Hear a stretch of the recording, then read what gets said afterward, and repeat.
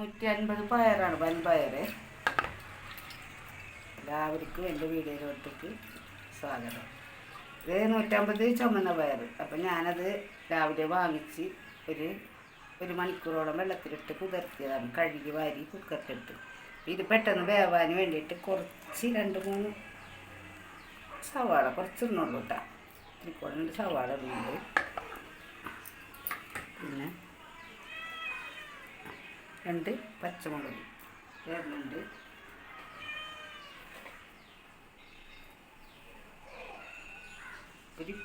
ഇത്തിരി ഇട്ടാൽ വേണമെങ്കിൽ നമുക്ക് പിന്നെ നോക്കിയിട്ടിടാം. ഇത്തിരി ഉപ്പുണ്ട്.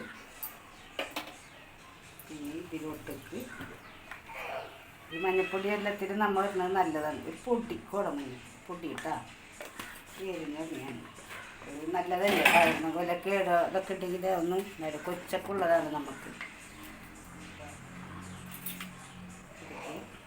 ചതച്ച മുളക് എനിക്ക് വേണ്ടി താളിച്ചിടാം. ഞാനിപ്പോൾ ഇങ്ങനെയാണ് വെക്കണത്. ഒരു 1.5 കയ്യിൽ ചതച്ച മുളക്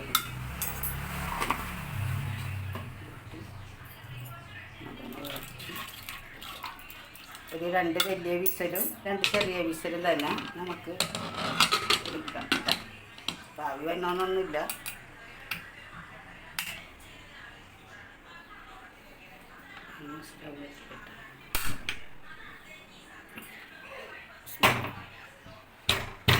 ഒരു 5 മിനിറ്റ് പോലെ 7 മിനിറ്റ് ആകുമ്പോഴത്തേനും ആവും.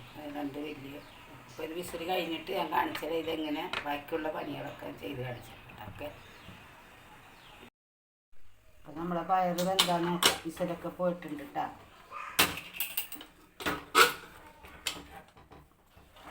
പയർ വെന്തിട്ടുണ്ട്. നല്ല പയർ വെന്തിട്ടുണ്ട്. ഇനി നമുക്ക് ഇതൊന്ന് താളിക്കണം.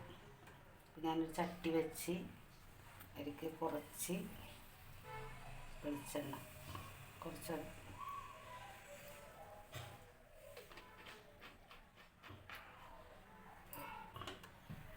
കടുകൊന്ന് പൊട്ടിക്കുക. അപ്പോൾ ഇതിലേക്ക് ഞാൻ ചതച്ച മുളക് പിന്നെ സവാള ഉള്ളി ഉണ്ടായില്ല അപ്പോൾ സവാള ഇട്ടാണ്.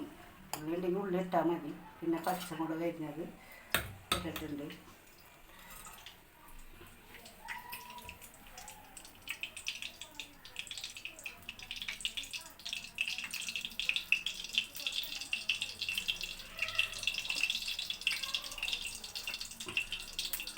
ചൂടായി 2 പണിക്കടുക് ഇടാം.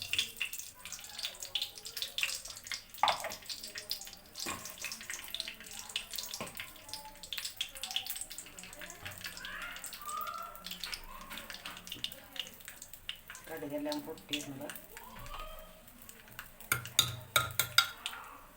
കടുക് പൊട്ടിയില്ലെങ്കിൽ കാറ്റിൻ്റെ ഒരു മണം ഉണ്ടാവും. കടുക് നല്ലോണം വെക്കണം.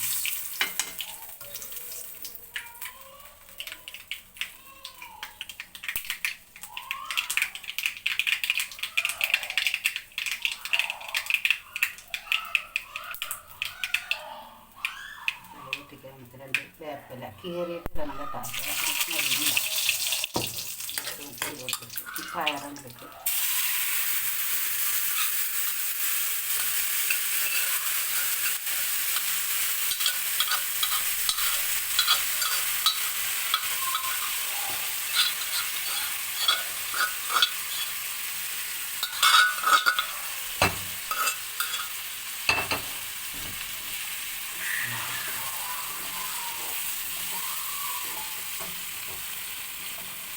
വലിയ വിസല് 2 ചെറിയ വിസലാണ് താഴെടുത്തത്. 3 മിനിറ്റുമ്പോൾ വിസല് പോയി.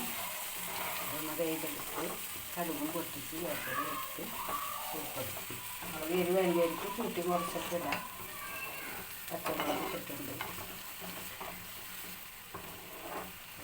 കുഴമ്പ് പരിപാടി ഇത് കുറച്ചെങ്കിലും വറ്റി നമ്മുടെ കറി പയറുകറി റെഡി. ഓക്കെ, ഉപ്പൊക്കെ കറക്റ്റ്. കുറച്ച് ഉപ്പിട്ടാൽ മതി. പയറിലൊക്കെ കുറച്ച് ഉപ്പ് മതി. പരിപ്പിൽ പയറിലൊക്കെ ഇതൊക്കെ ഉള്ളിട്ട പാത്രങ്ങളെ എല്ലാവരും എനിക്ക് ലൈക്ക് ചെയ്യണം, ഷെയർ ചെയ്യണം. സബ്സ്ക്രൈബ് ചെയ്യണം. എല്ലാവരും സപ്പോർട്ടും വേണം. ആദ്യമായിട്ടുള്ള വീഡിയോ ഒക്കെയാണ്. എല്ലാവരുടെ